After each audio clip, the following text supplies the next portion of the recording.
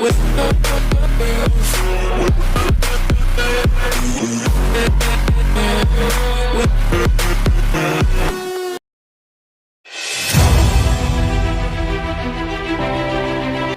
yang akan ditempati Mbappe di Real Madrid, kata Ancelotti.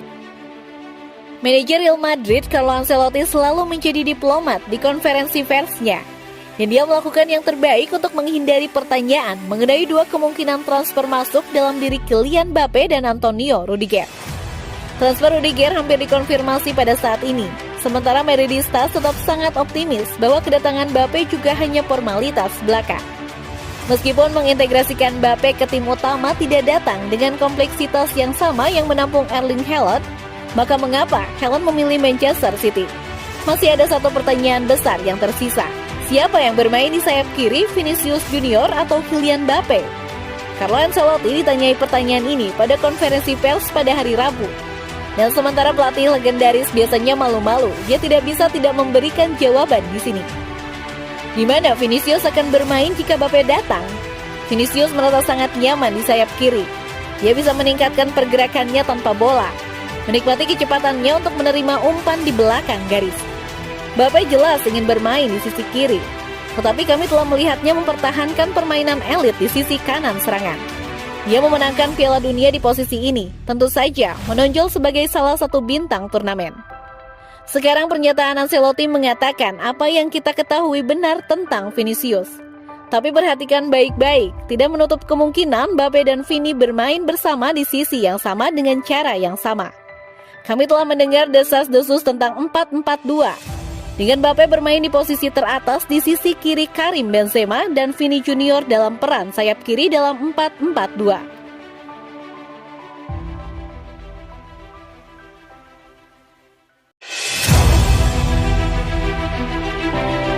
Video viral dari perjalanan epik legenda Barcelona di tahun 2015. Lionel Messi mungkin saja menjadi dribbler terhebat dalam sejarah sepak bola pria. Sementara Diego Maradona dan Garrincha juga memiliki klaim kuat untuk gelar itu. Bintang Paris Saint-Germain itu hampir tak tertandingi dalam hal kemampuannya untuk menembus pertahanan seolah-olah mereka tidak ada di sana. Dalam beberapa tahun terakhir, Messi telah berkembang lebih menjadi seorang playmaker. Kurang mengandalkan menggoyangkan jalannya melalui 6 pemain dan lebih bersandar pada kemampuannya untuk memilih operan yang tepat. Giring jenius Messi. Dalam tren yang mirip dengan Cristiano Ronaldo, puncak kemampuan menggiring bola Messi sebenarnya terjadi di awal usia 20-an. Ketika tidak ada pemain lawan yang menghalanginya yang terasa seperti terlalu banyak tantangan. Dan itu tentu saja terjadi dengan salah satu dribble Messi yang paling diremehkan yang sekali lagi menjadi viral di media sosial. Rekaman Messi bermain seperti orang kerasukan selama kemenangan 2-0 Barcelona di Eibar pada musim 2014-2015 telah muncul kembali. Dengan lebih dari 25.000 suka dan 3.500 retweet pada saat penulisan.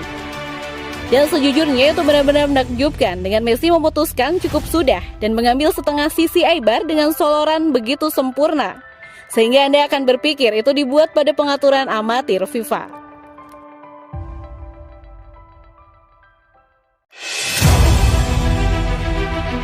Real Madrid, disinilah transfer Kylian Mbappe dilaporkan akan diumumkan.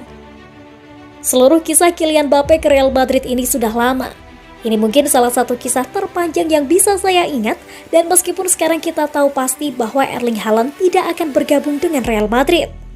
Kecemasan tentang transfer ini tinggi, meskipun kemungkinan Mbappe akan bergabung dengan klub mengingat mereka dilaporkan hampir mencapai kesepakatan tentang masalah hak gambar. Ada banyak laporan yang berbicara tentang kedatangannya yang hampir dekat, dan ada juga beberapa tentang seperti apa perannya di klub dan seperti apa kemungkinannya bermain sebagai striker untuk saat ini dan di masa depan. Kita semua telah melihat laporan tentang Real yang tidak mengumumkan kesepakatan hingga akhir musim. Tetapi ada satu laporan dari Melchior Ruiz dari Cope berbicara tentang kapan penandatanganan tersebut akan diresmikan oleh klub. Ruiz mengatakan bahwa Real Madrid akan meresmikannya pada bulan Juli yang masih lama.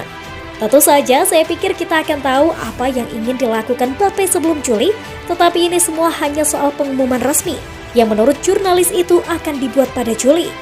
Ada laporan dari Felix Diaz yang mengatakan bahwa Mbappe akan mengumumkan keputusannya untuk meninggalkan PSG setelah pertandingan terakhir mereka musim ini, sehingga memberi kami waktu lebih dari 1 bulan di antaranya.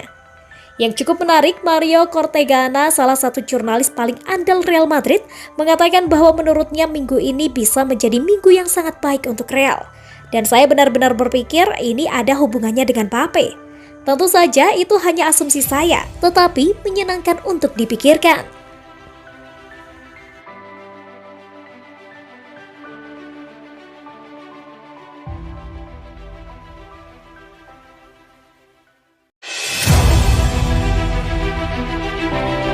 Neymar dan Marquinhos dapat panggilan dari Brasil untuk pertandingan persahabatan.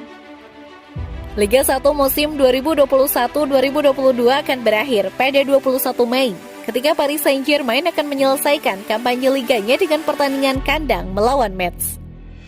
Tetapi untuk Neymar dan Marquinhos, mereka akan kembali beraksi hanya beberapa minggu kemudian. Tim nasional Brasil mengumumkan pada hari Rabu para pemain yang telah mendapatkan panggilan untuk pertandingan persahabatan internasional yang akan datang pada bulan Juni. Seleção dijadwalkan untuk menghadapi Korea Selatan 2 Juni dan Jepang 6 Juni, ditambah dengan lawan ketiga yang masih belum diumumkan. Baik Neymar dan Marquinhos termasuk di antara talenta yang dipanggil oleh manajer Tite untuk pertandingan bulan depan. Masih harus dilihat pada tim ketiga yang akan melengkapi jadwal persahabatan Brasil bulan depan.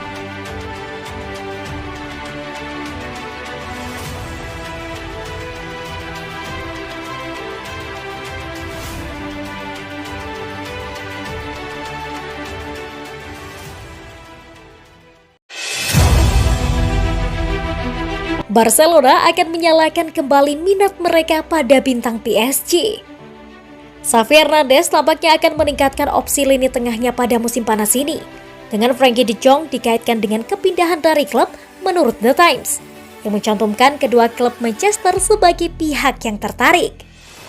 Kini menurut Mundo Deportivo, Barcelona tertarik dengan gelandang PSG Marco Verratti. Laporan tersebut mengklaim bahwa klub Spanyol berusaha untuk mengontrak Verratti beberapa kali di masa lalu, terutama pada tahun 2017. Verratti cocok dengan gaya Barcelona dengan mudah karena kemampuan teknis dan juga kontrol bolanya. Tidak banyak pemain yang lebih baik dengan bola yang fit. Jadi jelas mengapa Xavi tertarik pada gelandang Italia itu. Dengan pemain muda Gavi dan Pedri di lini tengah, mendatangkan pemain berpengalaman seperti Verratti hanya bisa membantu perkembangan mereka. Sergio Busquets akan berusia 34 tahun ini, jadi Verratti bisa menjadi pengganti idealnya. Setelah memenangkan 8 gelar Liga bersama PSG dan Piala Eropa bersama Italia, Gavi dan Pedri dapat belajar banyak dari seorang pemain yang telah bermain di level teratas selama bertahun-tahun tetapi masih memiliki banyak sisa.